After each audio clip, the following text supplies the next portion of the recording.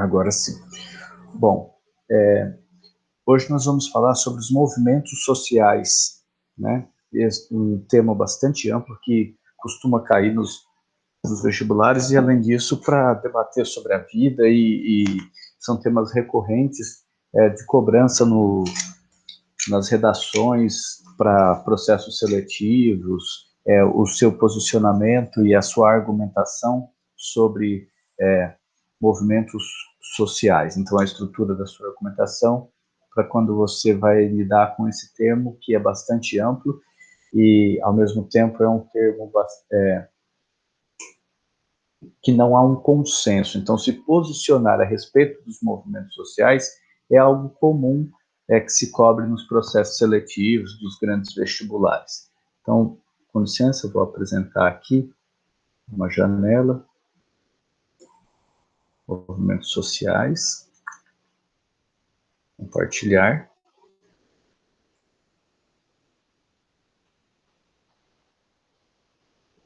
Ocultar. Pararam. Acho que tá. Esperar. Você está apresentando para todos.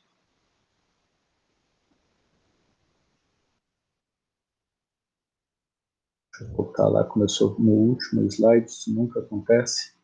Né?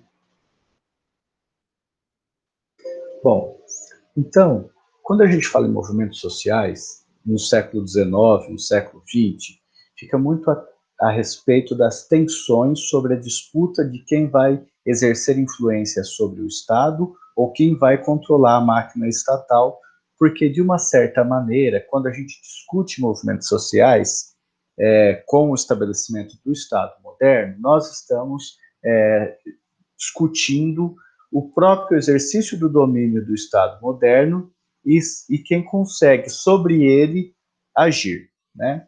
Não foi sempre assim, nem sempre a disputa por movimentos sociais, a disputas sociais nem sempre foi em torno do Estado. Então você vê na antiguidade clássica, na Idade Média, nós tínhamos movimentos de marginalizados da sociedade que não era puramente a expressão do domínio do Estado. Então, a própria presença dos escravos, dos estrangeiros que buscavam viver socialmente numa cidade grega, ele já dá pistas de disputa sobre um espaço, mas não necessariamente da disputa sobre o Estado. Quando que a gente começa a perceber esse contorno de disputa sobre o Estado? Na antiguidade, quando a gente tem as leis de Drácon, depois as leis de Solon, depois o estabelecimento da democracia ateniense, ali você percebe um movimento de reivindicações populares daqueles que não eram aceitos ou que tinham uma situação de desprivilégio, de prerrogativas e obrigações diante da cidade e da comunidade que os dificultava a forma de viver, e aí você consegue perceber ali uma disputa em torno do Estado e a luta por direitos civis ou por direitos políticos. Então, por exemplo, quando a gente inaugura a discussão política em Atenas com as leis de Drácon, as leis de Solon, o século de Péricles, este período do estabelecimento da democracia em Atenas, você percebe ali que existia uma divisão social de castas e de privilégios em relação ao domínio de terra, e que existia disputa sobre como os legisladores iriam legislar e como os chefes do Estado, que eram três, né, e às vezes um, às vezes três, como que eles iriam conduzir a força coletiva política da cidade-estado. Então, isso deixou uma marca na nossa interpretação e no nosso imaginário que os movimentos sociais são movimentos em torno do Estado, ou da disputa do direcionamento do Estado.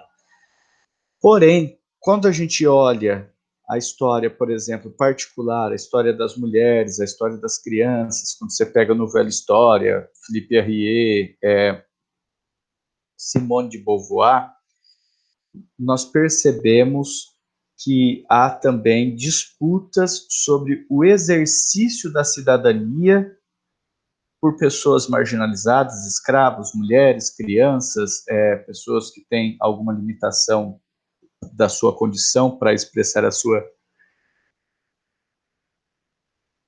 individualidade. Então, há também essa disputa de movimentos sociais para o indivíduo mudar o ethos, mudar a ética, mudar o jeito de ser da sociedade para aceitação, por exemplo, hoje, para aceitação da feminilidade, da homossexualidade,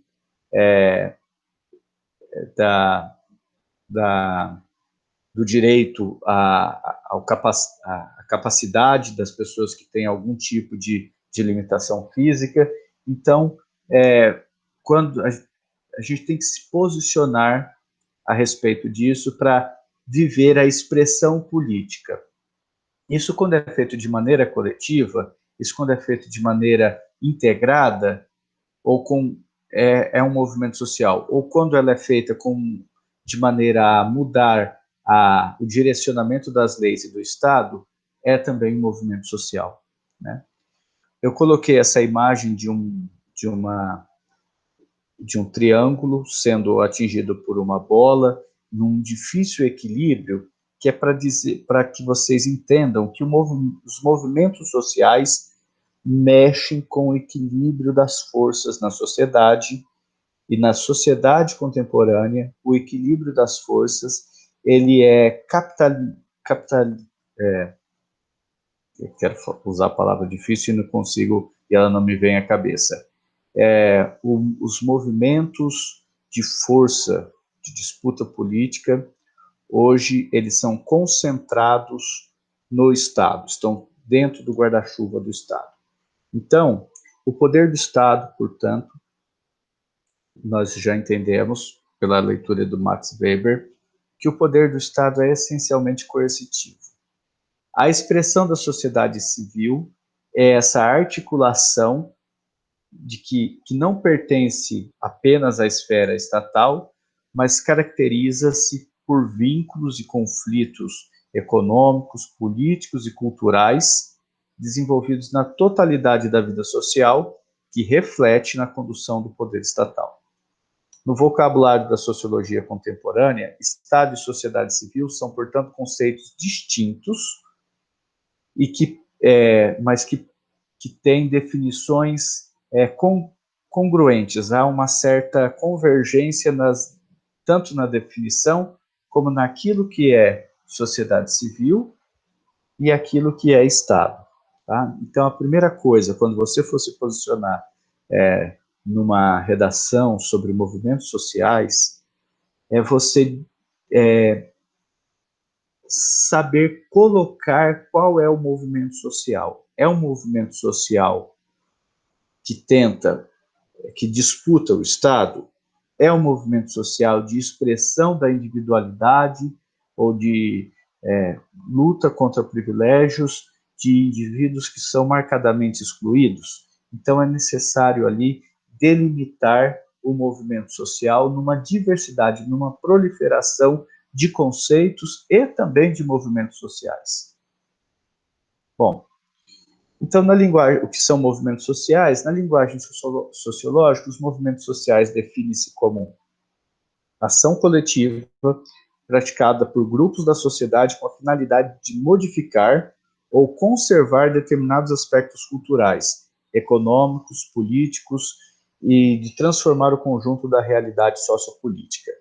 De maneira geral, os movimentos sociais expressam alguma insatisfação da política ou características pontuais da sua organização, articulando segmentos da sociedade em pautas de reivindicação que aspiram mudança ou permanência social, econômica, política ou cultural. Então, veja, até bem pouco tempo, quando a gente falava movimento social, a gente logo associava a segmentos progressistas da sociedade, que via na sociedade alguns aspectos que precisavam ser mudados e superados ou até mesmo extintos. Então, os movimentos sociais era muito associado a movimentos sociais progressistas de esquerda, como, por exemplo, o Grito dos Excluídos.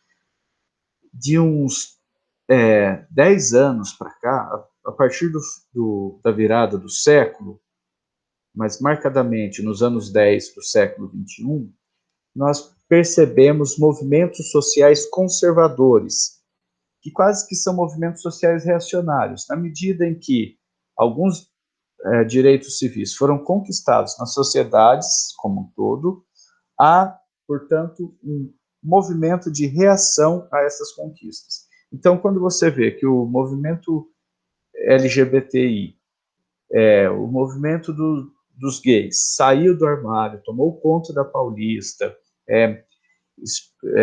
encontrou expressão em alguns deputados, alguns políticos se dizem abertamente gays e lutam pelas causas dos homossexuais, você tem agora, ao mesmo tempo, um movimento que é chamado de conservador, mas, na verdade, num aspecto de tensão das disputas políticas, ele não é bem uma conservação, ele é mais um movimento reacionário, porque ele reage às conquistas de outro movimento. Então, há elementos hoje nos movimentos sociais que não querem que a sociedade mude, que são movimentos reacionários. Então, você vê estranho, né, pensarmos nas tensões que existem hoje. Então, existe toda uma preocupação. Eu nasci numa época em que se discutia a ecologia como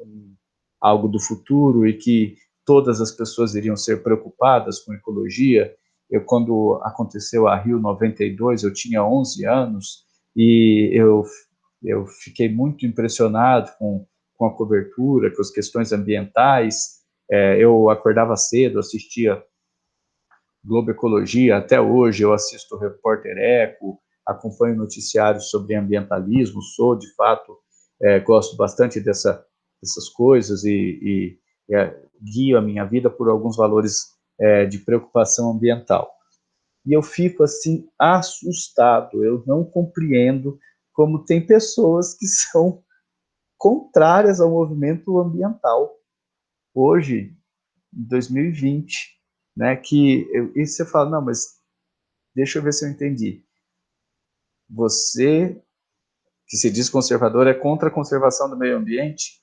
Então, na verdade, o sujeito não é conservador. Ele é simplesmente reacionário. Ele entende que as pautas ambientais cerceam a liberdade dele, por exemplo, de ter uma propriedade privada, e essa propriedade privada avançar sobre direitos sociais, inclusive o direito à vida e ao acesso aos recursos naturais para todas as pessoas, né? Então, existe hoje movimentos sociais conservadores e, principalmente, existem hoje movimentos sociais reacionários, de direita, e nós vamos entender também que na esquerda, no aspecto das tensões políticas da esquerda, existe também uma tensão de ação e reação, portanto, um reacionarismo de esquerda diante das pautas identitárias, que são as pautas das minorias nos movimentos sociais, que eu vou falar nos próximos slides. Então, observado em conjunto, esses movimentos sociais ultrapassam os espaços convencionais do Estado e intensificam na sociedade civil, provocando, inclusive, redefinição do conceito de cidadania. Como nós já pontuamos anteriormente, a cidadania tanto expressa a identificação do sujeito com o Estado-nação, a gente fala de cidadania para corresponder à nossa identidade nacional, como também a cidadania corresponde à expressão do gozar direitos, direitos civis, direitos econômicos, direitos sociais, e aceitar, portanto, o Código Penal, né? Então, a noção de cidadania está muito atrelada também à concepção de direitos e do corpo jurídico do Estado. Então, por isso, algumas expressões dos movimentos sociais dizem que a cidadania não é plena, ou que falta algo à cidadania. Esse faltar algo são as tensões políticas colocadas na mesa hoje. Então, os movimentos sociais constituem-se em formas de ação coletiva que procuram oferecer respostas a diretrizes para condições do mundo contemporâneo, reivindicações por mudanças em questões sociopolíticas colocadas na época contemporânea e também por transformações que nos conduziram à atualidade. Em outros termos, os movimentos sociais não são realidades estáticas, seus métodos, suas articulações e suas pautas se modificam em consonância com a dinâmica da própria sociedade. Nesse sentido, é imprescindível registrar um movimento sem o qual não poderíamos compreender os movimentos sociais, a tecnologia da informação. E como eu já disse, acho que eu não pontuei isso, né? A maneira com que nós nos comunicamos muda a maneira com que nós entendemos o mundo e a maneira com que nós nos organizamos socialmente.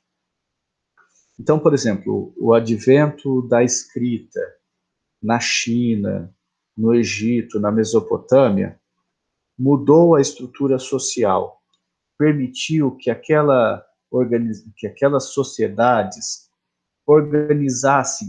se organizassem e avançassem naquilo que foi a Revolução Neolítica. A Revolução Neolítica também é uma mudança na expressão do pensamento. O homem não é mais um caçador. O homem agora, no Neolítico, ele é um agricultor. Por isso ele precisa da tecnologia da informação, do registro das colheitas, da narrativa sobre a história ambiental, indo não só da pintura rupestre, como já acontecia, mas para algo mais expressivo, como, por exemplo, a escrita cuneiforme e os ideogramas, para registrar os processos de mudança daquela sociedade. Quando veio a escrita fonética, lá pelos fenícios, foi um avanço ainda maior, porque o homem tentava, com esta maneira, entender-se com outros homens, não apenas fechado na sua comunidade, mas voltado para um intercâmbio comercial. Então, a escrita fonética foi um avanço muito significativo na estrutura do homem pensar. Bom, e tantas outras. Hoje nós temos, no século XIV, mais recentemente, né, nós tivemos a invenção da imprensa, que transformou grandemente a maneira do homem pensar, que levou à mudança necessária para a aceitação moral do capitalismo. Tanto é que o Max Weber tem um livro famosíssimo, né, que tem o título mais autoexplicativo do mundo, A Ética Protestante e o Espírito do Capitalismo. Então, foi graças à invenção da imprensa que se propagou uma fé cristã que, ao mesmo tempo, expressasse individualidade, portanto, liberdade das instituições e a possibilidade de uma mudança na sua situação social, portanto, pondo fim a um ideal de fidalguia, de casta, de nasci assim, vou morrer assim, vou ser sempre assim, e possibilitou o surgimento do desejo da mobilidade social, que é importantíssimo para o capitalismo. O cinema, a fotografia, a televisão foram expressões que redundaram em uma compreensão de um mundo até de certa maneira mais cruel, maniqueísta, que proporcionou, por exemplo, a ascensão de regimes autoritários no mundo. Então, Mussolini, Hitler, Stalin, a própria política norte-americana a doutrina Trump, doutrina McCarthy, né, o macartismo. Então, os políticos autoritários souberam aproveitar os meios de comunicação em massa para massificar a política e dominar de maneira autoritária. E hoje, a gente vive uma transformação na maneira de comunicar-se. Veja, olha que fenômeno aqui. Estou me comunicando com a aluna através de uma tela, eu na minha casa, ela na dela, estou gravando a aula, essa aula pode ser repassada, depois vai ser repassada por um aplicativo. Quem discordar vai falar comigo, que sou um reles professor, mas sou também um desenvolvedor de conteúdo por uma comunicação expressiva em rede, né? E nesse sentido, a comunicação ela vai se... Calma aí, deixa eu ver se tem gente querendo entrar na reunião. A comunicação vai se tornando uma comunicação em rede, e uma comunicação que não é mais uma comunicação em que o televisor, o cinema e o rádio falam e ele tem espectadores e ouvintes. Agora é uma relação horizontal, uma relação de endocomunicação, uma comunicação orgânica, e neste momento nós não sabemos no que isso vai dar, né? Há um retrocesso. Então, quando a internet foi inventada, ela parecia ser a salvação das coisas, o mundo muito melhor, mas agora houve um aprisionamento da internet dentro de canais de comunicação em rede, que são as chamadas redes sociais, altamente manipuláveis, e as pessoas estão hoje perdidas nas redes sociais, criando situações de anomia social, de segmentos de massificação da comunicação, um descrédito da comunicação em massa mais tradicional. Então, passou na TV Cultura essa semana, depois eu vou procurar o link e mando para vocês.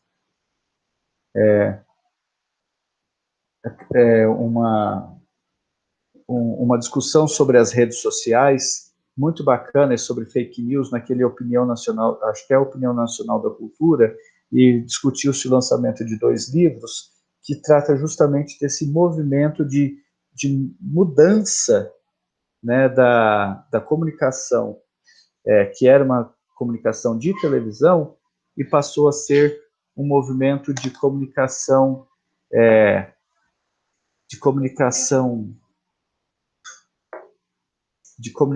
pelas redes sociais, e que como isso tem desestruturado a maneira com que se faz o jornalismo e a comunicação profissional massiva, né? Então, hoje nós não sabemos bem como estamos.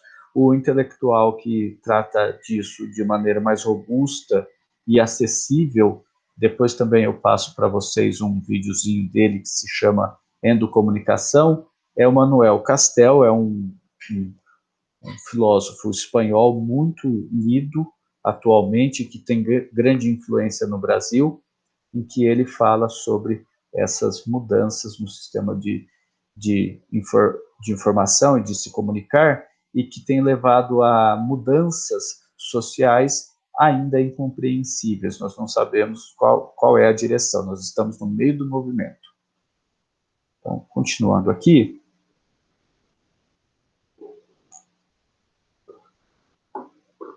retomando, né, de novo, eu estou mostrando esse slide sobre o termo, o que é justo, porque no final das contas os movimentos sociais, independente do aparato, independente se é feito com cartaz, se é feito com queima de pneu no meio da rua, se é feito pelas redes sociais, o que as pessoas estão discutindo é o que é justo, né? Qual é o meio de se chegar a um termo justo para todos.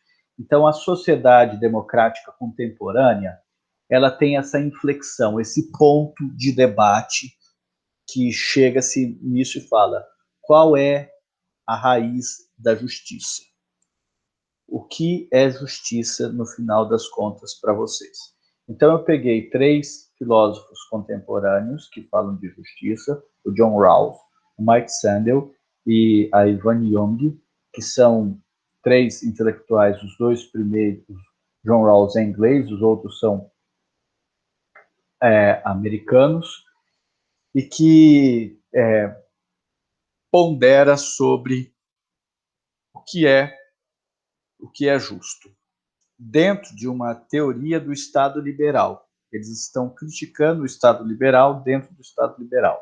Então, Rawls diz que na tradição liberal, o princípio da liberdade é superior ao princípio da igualdade. E tais princípios exercem um papel de critério de julgamento sobre justiça. A liberdade, ela está acima da igualdade, portanto, a justiça tem esse axioma, esse dogma a seguir. Liberdade acima de igualdade. As instituições básicas da sociedade primam por isso. A regulação do Estado prima por isso. Tanto é que o pior que o Estado pode fazer é suprimir a sua liberdade. Ao mesmo tempo que o Estado contemporâneo, ele não garante a sua igualdade.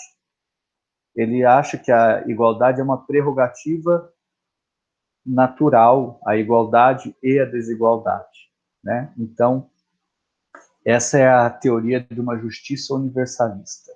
Então, como se tem uma sociedade justa para esses filósofos do Estado liberal capitalista?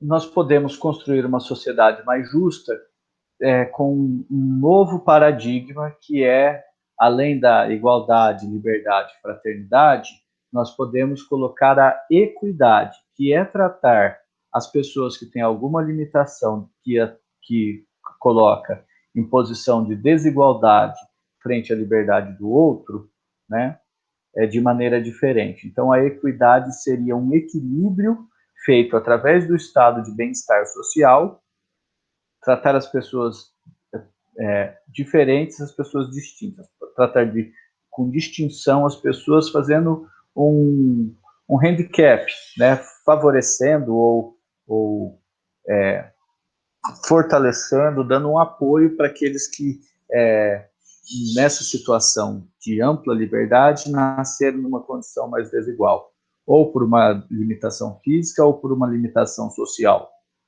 Então, por essa teoria da justiça universalista, é nesse viés que se defende, por exemplo, bonificações em vestibulares, cotas em vestibulares, dentro dessa teoria de uma justiça universalista. Bom, só se limita a liberdade se ela não for universal, se ela for incompatível, gerando colisões de liberdade. E aí, sobre o que é liberdade, nessa justiça universalista, a liberdade ela é ilimitada, mas a minha liberdade não pode ser incompatível, não pode colidir com a liberdade do outro. É uma ideia de liberdades que não é que ela se justapõe, minha liberdade contra a sua, mas a minha liberdade não pode, ela tem que andar junto com a sua. Ela é limitada pela sua liberdade. Né? Então, elas se tocam, a medida da minha liberdade é a liberdade do outro, né? Se eu, por exemplo, tenho a liberdade de destruir a praça pública, né? Eu tenho, dentro da minha casa, eu tenho a liberdade de quebrar as paredes, tá? Mas se a minha liberdade de quebrar as paredes vai fazer com que a casa do vizinho também caia, eu não tenho esta liberdade. Eu não tenho a liberdade de erguer um muro tão alto, pelo menos numa sociedade mais justa, no Brasil isso pode, né? Os condomínios fechados, por exemplo, é uma afronta à justiça universalista, porque você ergue muros tão altos e tão extensos que você impede o restante da cidade, o restante da comunidade de gozar da cidade, de poder ir e vir. Então, por exemplo, a liberdade de você passear no Lago 1 da represa de Rio Preto, ela é cerceada pela presença, de um lado, dos damas, de outro lado, pelo desprezo do Estado em manter a linha férrea. Então, ali, parece que a justiça é desequilibrada, o direito à cidade é desequilibrado, porque a liberdade de algumas pessoas limita a liberdade de percorrer a cidade por outras pessoas, né? Então, esse é um conceito discutido por John Rawls, muito presente nos vestibulares, nos concursos públicos e nos debates da vida, nos debates de botequim, tá? Sobre a teoria da justiça universalista. Mike Sandel, que tem um livro que se chama Justiça, o livro dele é bem bacaninha, eu li, ele é todo composto por dilemas, né? A justiça, o que é fazer a coisa certa, né? Ele vai dizer que a felicidade, ou a busca da filosofia, perdão, a busca da filosofia da realidade. Então ele vai pegar, vai discutir particularmente, né? Vai mostrar que há um limite nas discussões sobre o que é justo, né? E ele vai dizer, ele é radical numa justiça individualista. Então, a justiça, ela é justo quando o indivíduo realiza plenamente a sua vida. Se a vida, ela não pode ser realizada plenamente, aquela não é uma sociedade justa. Então, ele vai dizer que a sociedade justa, ela só pode ser medida pelo seu índice de injustiça. Então, por exemplo, se uma cidade como a nossa, ela é justa se todas as pessoas da cidade puder viver a sua vida plenamente. Então, as calçadas com guias altas, a ausência de piso tátil para cegos, a, a cidade que é perigosa para o trânsito das mulheres, para o trânsito livre das mulheres. As mulheres podem ser violentadas, podem ser assediadas por homens ignorantes, né? Ou homens bandidos mesmo. Acho que ignorante é um termo muito tênue para falar do homem assediador, do homem bandido, né? Então essa sociedade não é justa. Uma sociedade que a mulher não pode viver a sua vida plena não é uma sociedade justa. E aí o que ele vai dizer? Qual que é o papel do Estado para a promoção da justiça? A garantia plena dos direitos individuais, né? Sobre a propriedade, ele vai dizer que sobre a propriedade está a liberdade, mas essa não deriva da outra, né? Então, ele é contrário à teoria do Rousseau, de que a propriedade é uma derivação do direito à liberdade. Ele vai dizer que não, a liberdade é uma diminuição, a propriedade é uma diminuição do direito à liberdade. A liberdade está acima da propriedade. E a igualdade está acima da liberdade. Então, nessa gradação, propriedade é o direito menor. O direito maior é a liberdade. Só que o direito à liberdade, ele é menor que o direito à igualdade. Então, a base da justiça é a busca pela igualdade. Então, o que o Estado deve fazer? Ele deve ser um Estado distributivo. Então, é um Estado Robin Hood, né? Então, o que é um Estado distributivo? Eu coloquei o termo, não expliquei.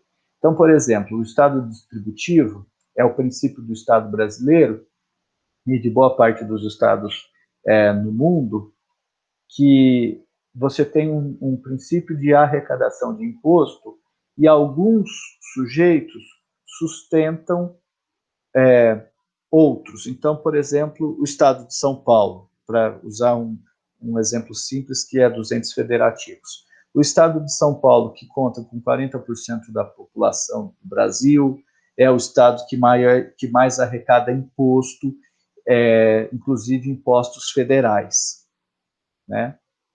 E quantas universidades federais o Estado de São Paulo tem?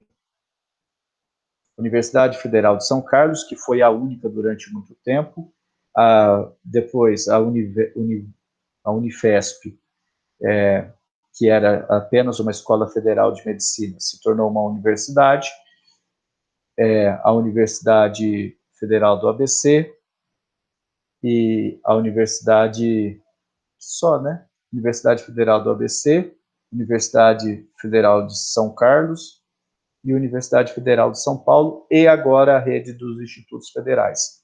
4 universidades federais no estado de São Paulo. Por quê? Pelo esse princípio de justiça distributiva, o estado de São Paulo tem autonomia de criar as suas universidades. Universalizou. O estado de São Paulo foi o primeiro a universalizar a educação básica, então tinha direito a ter criar universidades, e criou a USP, a Unesp, a Unicamp e a FATEC. Então, o estado de São Paulo mantém a sua própria rede de universidades. Os outros estados dependem das universidades federais, mas o imposto que sustenta as universidades federais, 40% é arrecadado em São Paulo. Então, não existe uma distribuição a respeito de onde o imposto é arrecadado, mas é de onde o imposto é necessário. Essa é a propriedade do Estado distributivo. Isso explica, por exemplo, o desequilíbrio que existe no Brasil na distribuição de universidades públicas. O Estado de São Paulo, que é o Estado mais arrecadador, não é o Estado que recebe mais verbas para a educação, por exemplo, né? Então, esse é o princípio. Isso também acontece com os indivíduos. Então, isso aqui, aí está o ponto de inflexão no Brasil, né? A classe média quase que sustenta todo mundo, porque a classe média, o principal imposto no Brasil é o imposto de renda. O imposto de renda, ele é perfeitamente arrecadado dos trabalhadores assalariados, que não tem como sonegá-lo, então é a base da classe média, enquanto os ricos, eles encontram subterfúgios na justiça para não pagar imposto, e o pobre não paga imposto e recebe alguns benefícios desse imposto. Então, eu me lembro até no último debate político que tivemos, os candidatos que perderam a eleição, eles eram favoráveis à permanência do Estado na manutenção das universidades públicas. Eram contra o pagamento de mensalidade, porque eles diziam que isso era a única coisa que tinha uma devolutiva para a classe média. A classe média geralmente pagava escola pública, escola particular e convênio de saúde, e não tinha acesso a nenhum bem público. O único bem público que a classe média tinha acesso era as universidades públicas. Portanto, os candidatos que perderam eram contrários ao pagamento de mensalidade em universidades públicas, entendendo que essa era a cota de justiça relativista para a classe média, né?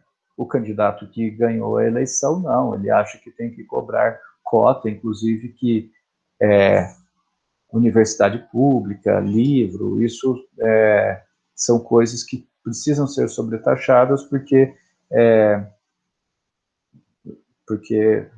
cobrar mensalidade de universidade pública é sobretaxar, né? Porque isso pega um segmento social que já é favorecido. Então, isso é um conceito de justiça relativista e de Estado distributivo. Aí, a Yvonne Young, que é uma filósofa americana que morreu recentemente, ela é muito importante para a teoria feminista, né? Ela fala de outras minorias, sobre a visão política da dominação, né? Ela vai chamar, ela vai dar base para aquilo que a gente chama de desigualdade estrutural, racismo estrutural, machismo estrutural. Ela vai dizer que vai travar debates com Habermas e com o Foucault, que são os dois grandes filósofos, um francês já morto, o Habermas está vivo até hoje. Vai falar sobre gênero, raça, políticas públicas e as estruturas do Estado e da sociedade que tendem a conservar aqueles que já têm privilégios, o homem branco, o rico, e aí os debates vão ser sobre o papel de conservação das estruturas sociais naquilo que ela chama de racismo estrutural, machismo estrutural, sexismo estrutural e capacitismo, né? Ela é muito influente nos debates políticos contemporâneos. Bom, como que a sociedade vai ser justa? Ela não é favorável ao Estado distributivo, que arrecada e simplesmente distribui, bonificando as desigualdades, porque ela é a favor de um justicialismo, ou de uma justiça de base. Então, ela vai falar das questões das desigualdades radiculares. Eu escrevi errado, desigualdades radiculares. Então, vai falar assim, olha, tem que promover mudanças culturais. Então, não basta você bonificar o negro numa cota e não valorizar a cultura negra, não transformar, não deixar claro para os outros segmentos da sociedade o papel de oprimido desse sujeito, porque você precisa clarear a opressão, você precisa iluminar os mecanismos de opressão, enxergá-los para poder superá-los. Então, para ela, justiça é a eliminação da opressão e da dominação institucionalizada que é assegurada pelo Estado. Ela é a principal portadora do discurso das minorias. E minorias é um termo que nós precisamos entender, né? Bom, esse slide aqui eu falei, né, já, que é a questão da mudança do pensamento da comunicação. Eu deixei fora de ordem. Então, as minorias, elas precisam ser vistas de determinadas maneiras. E aí tem um livro chamado Segundo Sexo, da francesa Simone de Beauvoir, Simone da Boaventura, namoradinha do Jean-Paul Sartre, né? Ou melhor, o Jean-Paul Sartre é namoradinho da Simone de Beauvoir, né? Realiza uma declaração de que ninguém nasce mulher, mas você se torna mulher. Masculino e feminino não está no domínio da biologia, mas está numa dimensão sociocultural.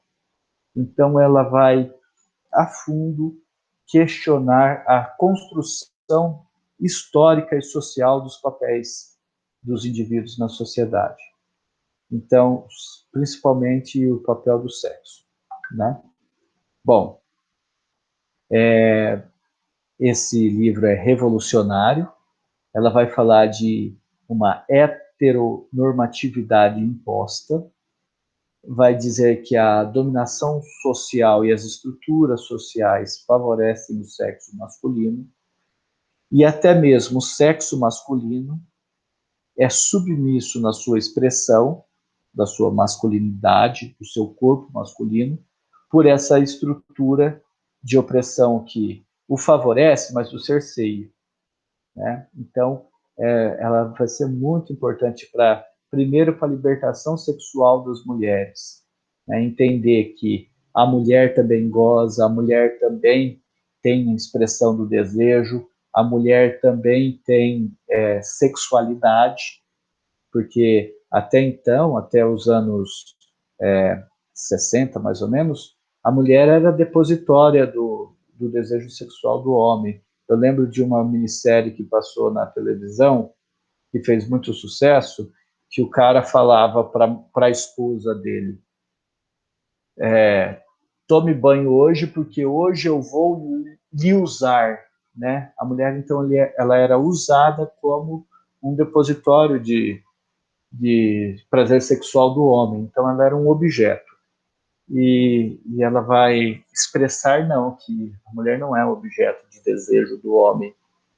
A mulher é um corpo que deseja, ela habita um corpo que deseja, e isso vai trazer uma liberalização, primeiro das mulheres e depois de outras expressões da sexualidade, como a homossexualidade, a bissexualidade, a negação da sexualidade, ou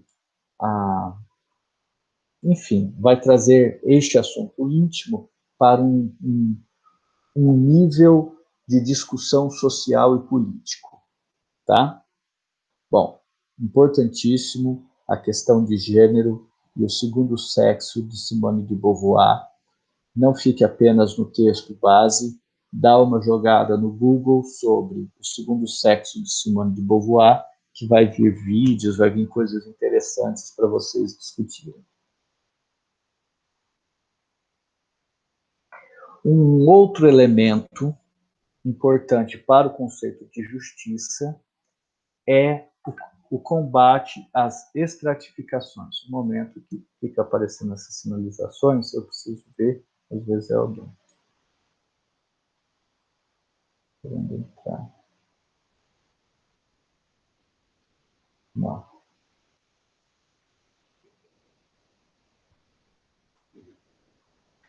Então vamos lá. Estratificação. Estratificação social em casta, cujo exemplo clássico é a Índia, ela também está presente em sociedades que não são legalmente estruturadas em castas.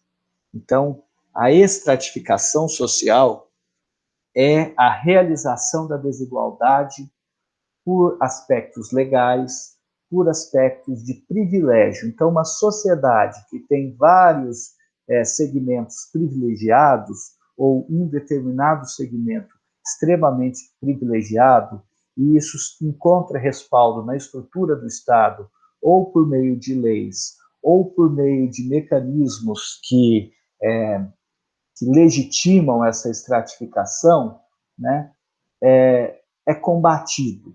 Então, por exemplo, as relações matrimoniais, a inserção na economia, os hábitos cotidianos, quando isso tem amarras jurídicas que estratificam, que dividem os que podem e os que não podem, isso é um problema da sociedade estratificada, da sociedade de castas. O exemplo clássico é a Índia, né, que tem a sociedade tem um segmento social que se chama Dalit, que não pode se casar com outro segmento social, que não podem ser tocados por outras pessoas, que são, por uma tradição religiosa, são amaldiçoados.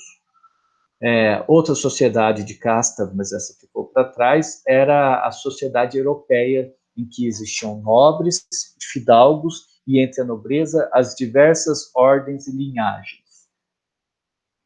E a sociedade brasileira, ela é também marcadamente desigual. Ela é desigual pela permanência de aspectos jurídicos. Então, por exemplo, nós passamos por mudanças na estrutura do Estado pós-Constituição de 1989. Então, nós temos aí algumas mudanças na estrutura do Estado, mas nós temos muitas permanências. Quando você olha a história do Brasil e você vê o continuismo histórico, você entende que a sociedade brasileira não é igual e que a sociedade brasileira mantém estratificações básicas ou estratificação raízes, né? Eu detesto esse termo quando alguém fala eu sou raiz. Quer dizer, você então está enterrado, né? Não é que eu sou raiz, eu estou apegado à terra e sustento uma árvore. Eu sou raiz nos costumes. Então, você é radícula nos costumes, você tem um costume enraigado, enterrado e oculto. Mas, por exemplo, quando você vê na sociedade brasileira o continuismo histórico, quando foi a abolição da escravatura,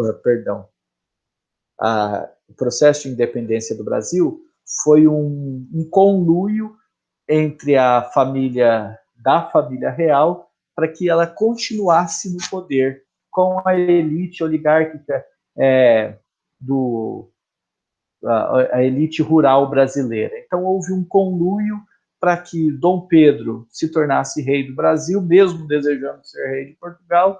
As coisas não mudaram. Os ingleses continuaram dominando economicamente, a mão de obra continuou ridiculamente escrava. Houve pouca mudança do Brasil independente do Brasil colônia para o Brasil independente. Nem a família real mudou. Isso já é um continuismo que cristalizou duas dificuldades básicas para a realização da igualdade no Brasil: o colonialismo e a escravidão. Então, a nossa independência, que vai ser comemorada em 1800, agora em 2022, 200 anos, é um processo de independência que foi para assegurar o privilégio dos já privilegiados. Então, infelizmente, há um continuismo. Quando o Brasil se tornou república, aí a reação foi maior. Por quê? A própria monarquia estava entendendo que a escravatura precisava acabar, que era um retrocesso muito grande, era um empecilho para a continuidade histórica do Brasil, para o progresso brasileiro, a escravidão. E aí, num conluio, então ela proclamou, né, a princesa Isabel proclamou a abolição da escravatura, e por isso que foi proclamado pelos militares a República, retirando a possibilidade da princesa Isabel, abolicionista, ser rainha do Brasil. E então a República no Brasil ela foi uma força reacionária, um conluio das forças armadas com a elite rural escravagista. E aí vai nascendo essa casta privilegiada. A elite rural escravagista, por um esquema de patrimonialismo do Estado, da ausência de carreiras públicas e de ensino público, ela, numa cultura bacharelesca, vai se apropriando do Estado através de títulos de bacharéis, de direito, de advogado, se apropria do Estado, se legitima no poder em rituais de conservação, aliado aos militares, que são filhos dessa mesma elite rural, né? E aí vai surgindo essa casta no Brasil. Os militares, como uma casta privilegiada no Brasil, desde a proclamação da República, eles têm um salário, uma remuneração, um soldo diferenciado, a tal ponto que isso gerou revoltas na República Velha, revolta da Chibata,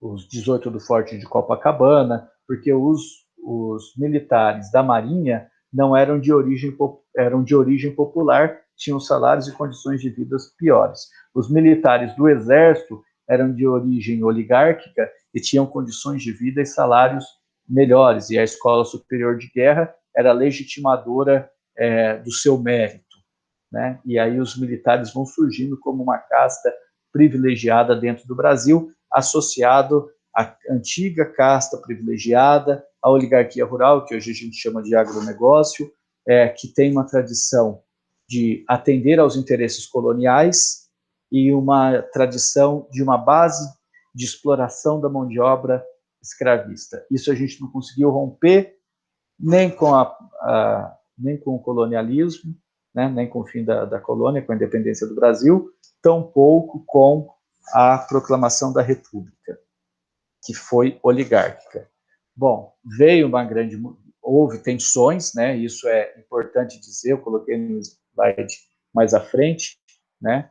Que há uma série de tensões, greve de 17, 18 de Forte Copacabana, Cangaço, Canudos, há uma série de movimentos sociais que no Brasil reagem a isso, a essa desigualdade terrível,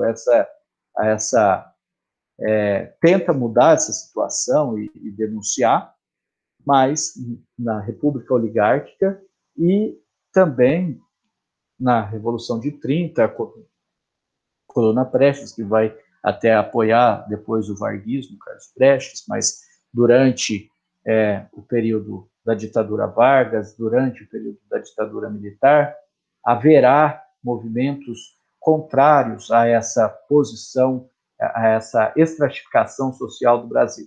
Mas aí vem a Revolução de 30, mais uma vez os militares se articulam com a oligarquia rural na figura de Vargas e se tornam ainda mais privilegiados, tanto os magistrados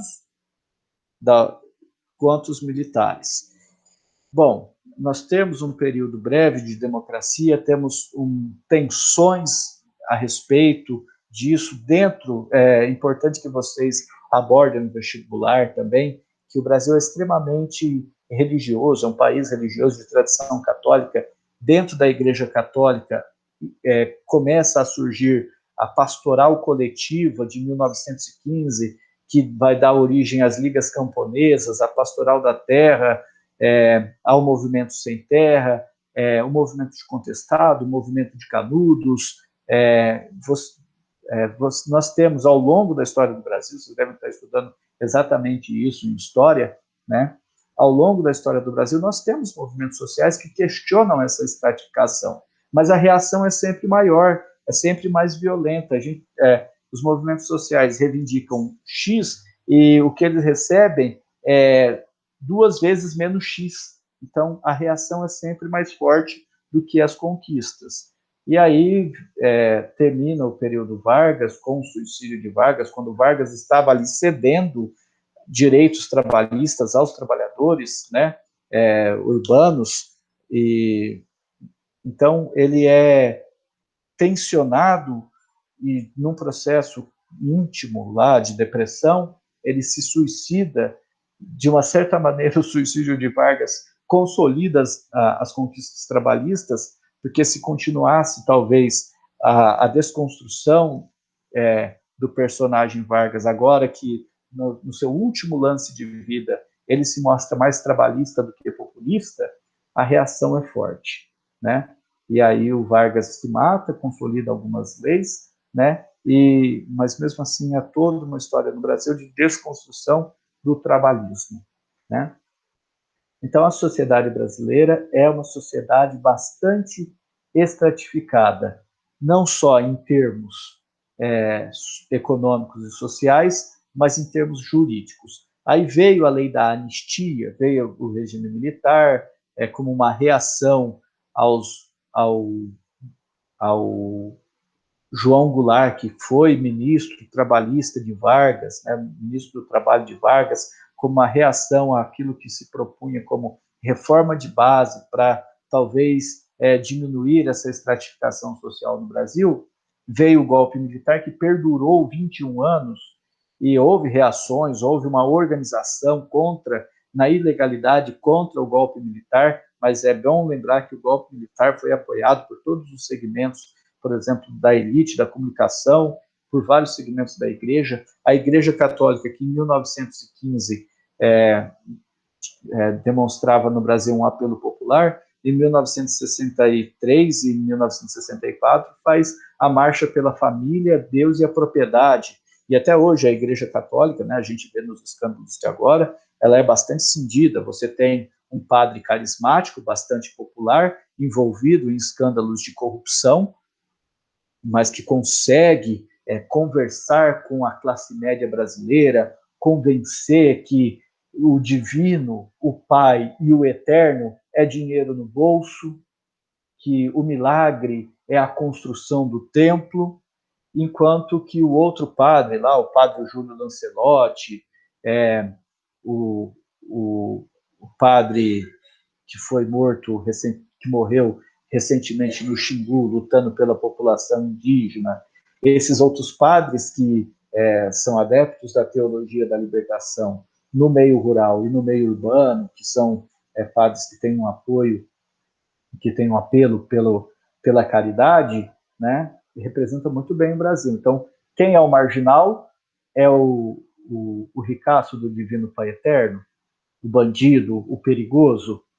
Não, é o padre Júlio Lancelotti, que distribui quentinhas e que abriga gays, drogados, aidéticos nas ruas de São Paulo, né? Então, isso diz um pouco da nossa sociedade, como que a nossa sociedade tem um apelo estratificado, né? Bom, então, continuando aqui, o que justifica essa sociedade, né, é a meritocracia. A meritocracia é um conceito bastante criticado, ela era um termo pejorativo, inventado por Mark Young, que para criticar o sistema inglês de educação inglês, né? A meritocracia, o poder dos melhores, né? O poder está no mérito, e ela foi deixando de ter esse termo denotativo e passou a ser o termo de legitimação da desigualdade ou a justificativa da desigualdade na sociedade capitalista. Na verdade, a meritocracia hoje, ela justifica o ideal capitalista, de que você se esforçando, você conquistará. Só que, como eu coloquei aqui na figura, né, tem um homem e uma mulher, né? Então, o homem, para conquistar, ele tem esses dois obstáculos aqui, e possivelmente uma mãe, uma esposa, uma empregada aqui o apoiando fortemente, né? Enquanto a mulher tem que carregar os filhos, tem que lavar a louça, tem que lavar roupa, cuidar das crianças e estudar e trabalhar e ganhar menos, né? Então essa charge mostra isso. Em termos efetivos, a mobilidade social em uma sociedade de classe não é um instrumento tão simples como justifica-se pela meritocracia. É só você entender essas questões estruturais básicas da desigualdade, ilustrada aí pela questão de gênero, mas você também encontra, né, nas questões raciais. Eu estava vendo com uma cena de novela com a minha esposa, né? E aí tinha uma menina que dizem que ela é muito bonita e eu acho ela muito branca, assim, ao ponto de não achar que ela é bonita. E muito ruiva, muito branca, com a cara enferrujada até, né? E ela é um padrão de beleza. Se fosse uma mulher muito negra, ela não seria considerada bonita, né? Ou um artista negro e um artista branco. O padrão de beleza é branco, né? Então, o menino lá, o artista negro, ele, tirando o Lázaro Ramos, que acho que é o único galã negro no Brasil hoje, é o Lázaro Ramos. Eu não me lembro de outro galã negro relevante, né? E todos os outros galãs são brancos, e não precisa ser bonito para ser galã, basta ser branco, né? Você tem aí artistas que são galãs, mas que não são bonitos, mas são brancos, representam um padrão de beleza branco, né? Deixa eu pensar algum aqui que eu acho feio e é branco. E é galã. Não consigo me lembrar de nenhum. Acho que o Luciano Huck não é considerado galã em lugar nenhum, e ele é feio, né? Mas não consigo lembrar de nenhum, né? Mas o Faustão é branco, né? E é aceito. Se o Faustão fosse negro, ele seria considerado um negro folgado e arrogante, né? Não consigo lembrar agora de nenhum galã branco para contrapor ao Lázaro Ramos. Então, o Lázaro Ramos é um único. Será que é o único negro bonito? É o Lázaro Ramos? Ou o único negro talentoso? Né? Então, precisamos rever essa questão, inclusive estética. Bom, o que nós temos, portanto, dentro da esquerda, né, é uma tensão dentro dos segmentos progressistas, uma tensão a respeito dos movimentos sociais. Os movimentos sociais, por uma tradição de leitura do marxismo e do socialismo científico, os movimentos sociais são entendidos como o movimento no qual a classe trabalhadora, que é a produtora de riqueza, irá conquistar os meios, irá dominar os meios de produção, portanto, irá conquistar a riqueza, dominará a riqueza. Tradicionalmente, os movimentos sociais de esquerda, até os anos 2000, eram movimentos de trabalhadores sindicalizados e as pautas eram reivindicações a respeito do trabalho e da dominação do Estado e da dominação dos meios de produção. Tanto é assim que os gays não eram aceitos nos partidos comunistas porque era compreendido, há vários documentos manifestos, não o manifesto comunista, mas manifestações de políticos de esquerda, que dizia que a pauta gay é uma pauta burguesa, é uma pauta individualista e que a homossexualidade é um comportamento burguês. O feminismo é um comportamento da classe média burguesa. E há, dentro da esquerda, um reacionarismo. Né? Eu mesmo, às vezes, falo, meu Deus do céu, será que eu tenho um intelectual que eu li bastante durante o meu processo de mestrado, que se chama François Dibé, e aí o Dibé tem um livro que se falava em desigualdades multiplicadas, que como essas reivindicações tão multiplicadas ou tão divididas das desigualdades iria fazer com que a desigualdade permanecesse, porque parece que basta um ajuste aqui e ali que a sociedade é perfeita e justa e que a sociedade capitalista como um todo não é combatida na sua mola na sua sustentação, que é o antagonismo de classe. Então, existe, dentro dos movimentos progressistas, dos movimentos de esquerda, um reacionarismo às causas identitárias dos movimentos sociais, porque ele coloca em segundo plano, ou ele rouba espaço e atenção, ou até concorre contra o antagonismo de classe.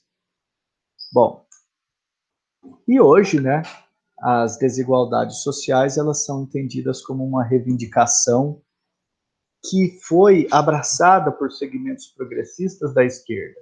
Então você vê no Brasil, acho que a principal liderança do movimento gay hoje está exilado, que é o Jean Williams, mas você tem outros gays e outros, você vai encontrar gays abertamente gays nos partidos políticos da esquerda. Nos partidos políticos da direita, se houver algum gay, ele vai ser eleito vereador no Rio de Janeiro e vai ser filho do presidente da República, mas dentro do armário. E não vai reivindicar pautas identitárias. Né? Não vai falar, não, movimento queremos ficar no armário. Né? Então, há toda uma questão aí que a gente precisa entender que as causas identitárias, elas também dividem as disputas políticas à esquerda. Ok? Então, as desigualdades sociais não se resumem a fatores de ordem econômica, como dinâmica produtiva do mercado capitalista, com as suas relações de trabalho e os processos de circulação de riqueza. Então, as desigualdades sociais estruturais e íntimas, como, por exemplo, a desigualdade entre homens e mulheres, e como, por exemplo, o não acesso aos direitos civis das pessoas que são homossexuais, ou o não acesso, o acesso dificultado ao, ao exercício do poder econômico pelos negros. Então, para um negro ter o direito, ainda que ele é rico, ele exercer o direito econômico dele é mais difícil do que para um branco. Eu vi esses dias um artigo que as pessoas negras elas têm mais dificuldade em ter descontos na aquisição de produtos do que as pessoas brancas. As pessoas tendem a dar desconto para a pessoa branca e rica e dar menos desconto para a pessoa pobre e negra, né? Foi um estudo que da revista de administração, não foi agora que eu li, não, já faz algum tempo, antes da pandemia, né? Mas que me veio à cabeça agora, né? Que até mesmo na hora de distribuir benefícios, aquele que já é beneficiado duas vezes, né? Bom, aqui os movimentos sociais no Brasil, é importante que vocês vejam, tenham essa visão, eu acabei falando, já adiantando esse slide, né? Então, a gente tem uma narrativa histórica de que no Brasil o povo é passivo. Até aquela frase do Aristides Lobo, e o povo assistiu a tudo bestializado no movimento republicano, parece pesar na interpretação histórica de fases anteriores e de fases futuras. Mas até mesmo a história, ela no Brasil, ela é elitista, né? Mesmo a narrativa histórica.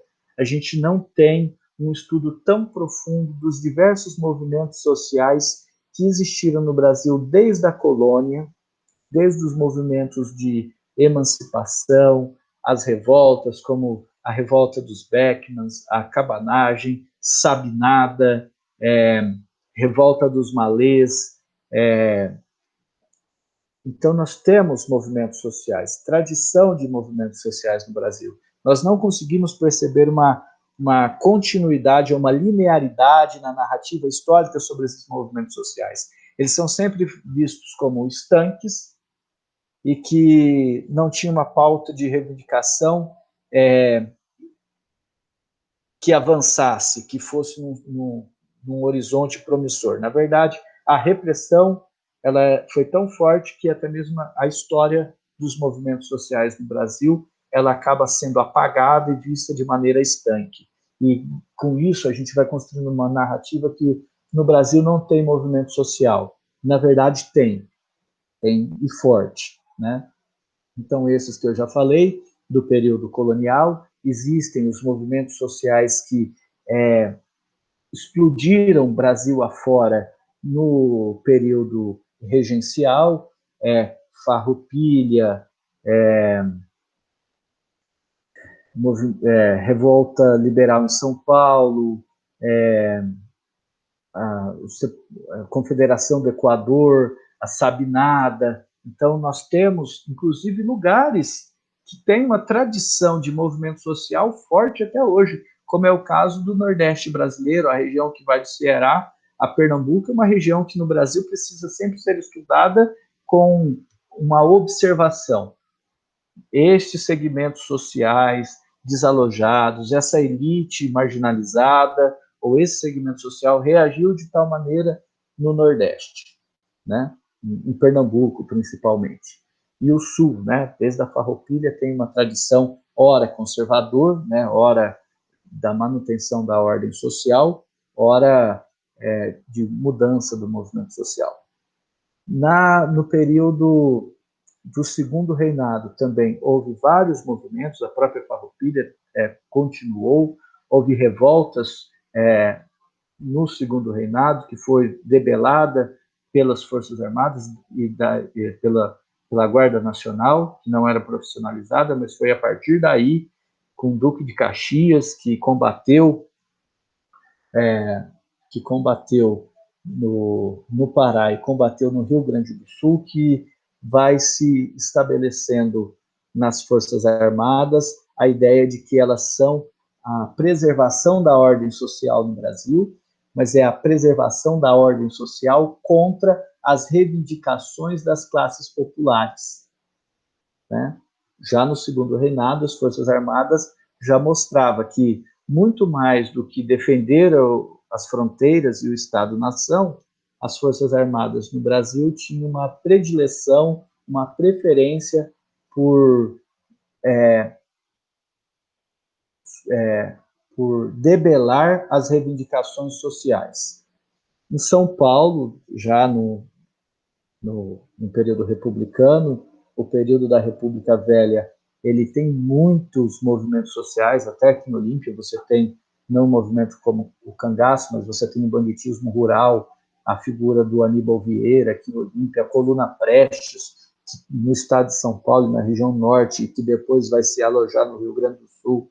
Então você tem o movimento tenentista na República Velha, que depois vai se alojar no Rio Grande do Sul, e no interior de São Paulo, e vai se transformar na Coluna Prestes. Você tem a Revolução Constitucionalista de 1932, a Revolta Liberal em São Paulo, em 1920.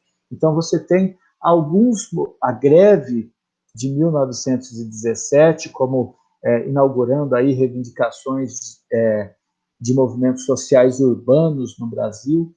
Então, nós temos movimentos sociais no Brasil, e que nós precisamos entender que há uma forte reação a esses movimentos sociais e que há uma continuidade nesses movimentos sociais, porque os problemas sociais no Brasil não foram resolvidos.